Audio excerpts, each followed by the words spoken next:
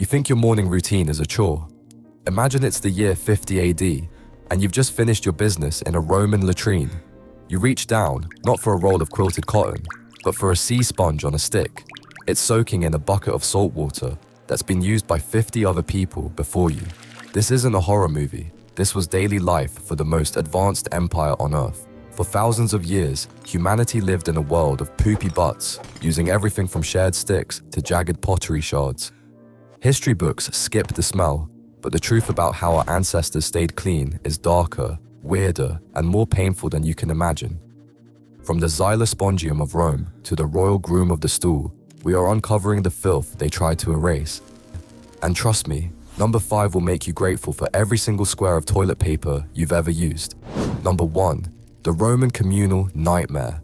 Welcome to ancient Rome, the pinnacle of human engineering, law, and philosophy. But step inside a Roman public latrine, and the glory evaporates instantly. Imagine a long, cold stone bench with keyhole-shaped openings carved into it. There are no stalls, no dividers, no privacy. Just you and 20 other citizens, sitting shoulder to shoulder, discussing politics while doing your business. And in front of you, a small trench of running water at your feet. But where is the paper? It doesn't exist. Instead, you look for the Xylospongium. It sounds like a majestic Roman artifact, but the reality is much more grim. It was a simple sea sponge lashed tightly to the end of a wooden stick. When you were finished, you didn't reach for a soft roll of quilted cotton. You reached for the tessorium, the communal sponge. You would rinse it in the saltwater bucket, use it, and then, here is the kicker, put it back into the bucket for the next person in line.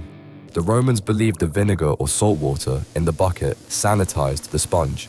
In reality, it was a breeding ground for intestinal parasites and bacteria. Sharing is caring took on a literal, lethal meaning in the heart of the empire. But here is the darkest twist. This tool was so despised that it became a symbol of ultimate despair. Seneca once recorded a gladiator who, rather than face the horrors of the arena, escaped to the latrine. He didn't hide. He took the communal sponge stick and forced it down his own throat. He chose the poopy stick over the gladiator's sword. Rome conquered the known world, but they were defeated by the simple germ. If you think sharing a sponge is bad, just wait, because the civilized elites had a way of cleaning themselves that was actually painful. Number 2. The sharp edge of ancient Greece. If you thought the communal Roman sponge was a nightmare, wait until you meet the Greeks. They didn't want a shared tool. They wanted something permanent.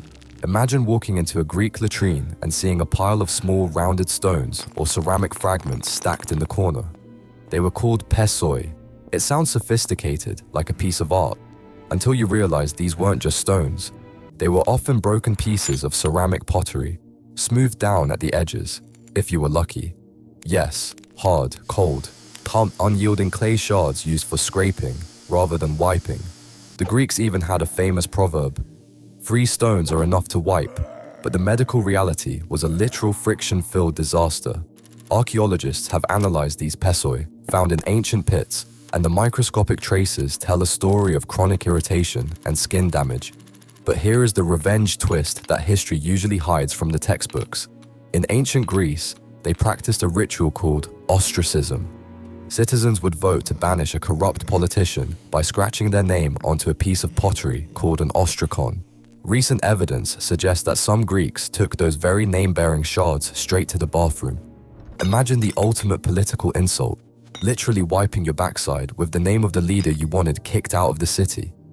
It was the world's first literal shit list, and it was as painful as it was petty.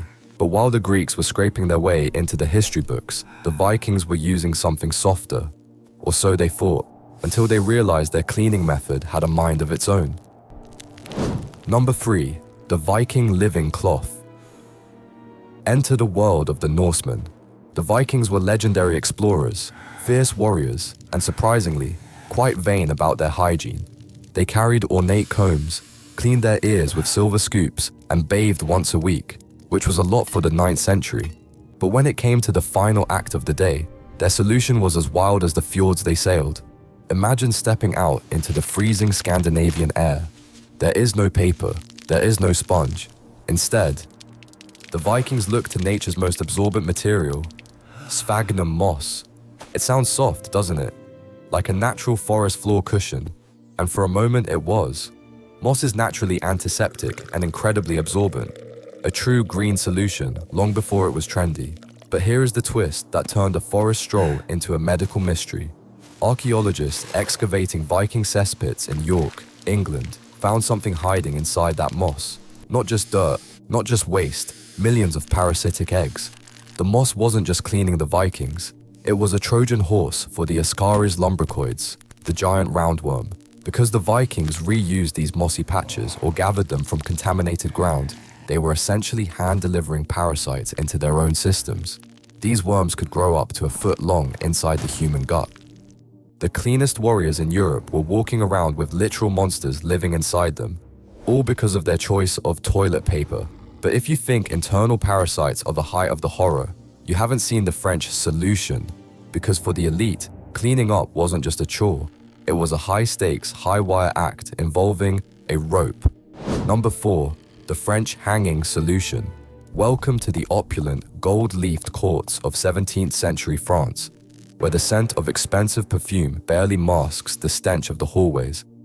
In the Palace of Versailles, cleanliness was a luxury reserved only for the elite. But even for a king, the question remained, how do you finish the job with style? The French aristocrats looked at the Roman sponge and the Greek stone and decided they needed something. What's more elegant? They looked up at the ceiling, specifically at a thick, heavy, braided rope hanging from a hook above the latrine. It was called the communal hanging rope. Instead of reaching for a pile of moss or a jagged shard of pottery, the French nobility would reach for this rope. They would pull it between their legs, using the rough, coarse fibers to scrub themselves clean. And then, here is the twist that will make your skin crawl. They simply let go. The rope would swing back into place, hanging there, damp and contaminated, waiting for the next duke or duchess to walk in and do the exact same thing. There was no washing the rope. There was no replacing it. It was a vertical, shared, hemp-based disaster that stayed in the room for months. Imagine the cross-contamination. Ye imagine the friction of coarse hemp against royal skin, day after day. The Sun King, Louis XIV, may have had the most powerful army in Europe, but he was sharing a cleaning string with his entire inner circle. The halls of Versailles weren't just filled with whispers of revolution, they were filled with the microscopic remnants of every guest who had used the rope. But even this gross-out royal tradition pales in comparison to the band method of the East. Because for the next one, humanity didn't just use tools, they used life. Number 5. The ultimate band wipe. We've seen sponges on sticks, shards of stone, and communal hanging ropes, but for the final band method, we travel to the high-stakes world of the 16th century, specifically to the court of the infamous French writer François Rabelais. He didn't just write stories, he conducted experiments on the most efficient way to stay clean. And his conclusion? It wasn't a plant, it wasn't a tool, it was a living, breathing animal. In his famous work, Gargantua, the protagonist tries everything, from silk to a cat's fur. But Rabelais claimed he found the king of all cleaning methods, a young, downy-necked goose. He argued that the warmth of the animal, combined with the softness of its feathers, was the ultimate luxury wipe. Imagine the sheer, dark absurdity of it.